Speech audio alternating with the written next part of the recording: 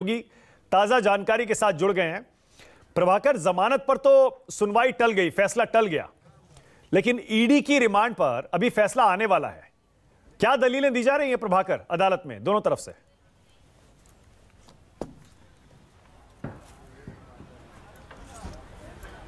मानक, वही बातें जो सीबीआई ने रिमांड मांगते समय जो दलीलें दी गई थी, वही करीब करीब बातें ईडी की तरफ से भी कही गई।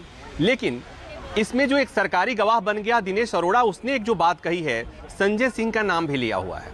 मैं इसको इसलिए खास तौर पर इसे बोल रहा हूं कि मुझे लगता है कि कहीं जांच की दिशा में कहीं संजय सिंह भी अगला शिकार न हो जाएं, क्योंकि जिस तरह से जांच हुई पहले इस मामले में, जैसे जैसे जांच की कड़ियां बढ़ती रही हैं, कल की कविता की पेशी होनी है ईडी के सामने और कहा जा रहा है कि ये अवश्य संभावी है कि उनकी गिरफ्तारी होगी।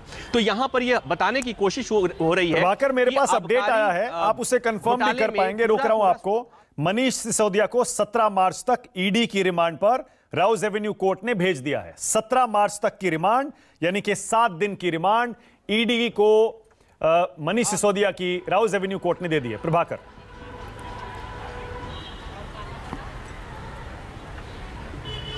जी मानक, 10 दिन रिमांड मांगा था, 10 दिन का रिमांड मांगा था ईडी ने, 7 दिन का रिमांड दिया हुआ है।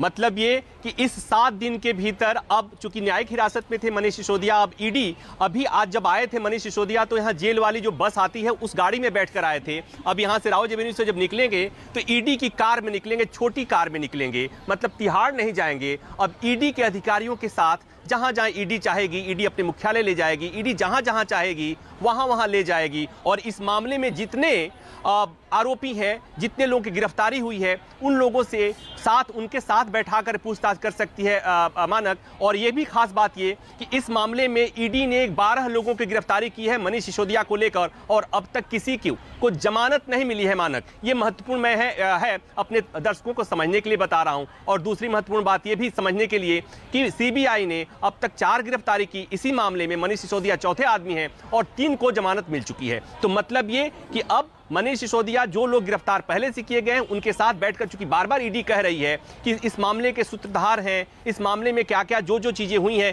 किकबैक से पैसे मिले हैं, मनीष सिसोदिया के पास भी पैसे आए हुए हैं, मनीष सिसोदिया ने दर्जनों फोन इस्तेमाल किया, मनीष सिसोदिया ने कई सिम, जो फोन का सिम था उसे तोड़ा है, यूज करके तोड़ दिया है। तो ये पूछताछ करनी है। तो कुल मिलाकर ये कि मनीष सिसोदिया अब सीबीआई के साथ साथ ईडी के गिरफ्त में हैं। और आप जानते हैं मानक कि ईडी के गिरफ्त से जमानत मिलना बहुत मुश्किल होता है। तो मतलब आने वाले कुछ महीनों तक अगर मनीष सिसोदिया सलाखों के पीछे रहें तो कोई आश्चर्य नहीं होगा। मैं इस आधार पर कह रहा हूं कि इसी तरह सत्येंद्र जैन भी हैं सलाखों के पीछे, मई में गिरफ्तारी हुई थी और अब तक जमानत नहीं मिली है। तो मतलब ये कि मनीष सिसोदिया की मुश्किलें बढ़ गई हैं। ठीक है, बहुत धन्यवाद प्रभाकर इस जानकारी के लिए।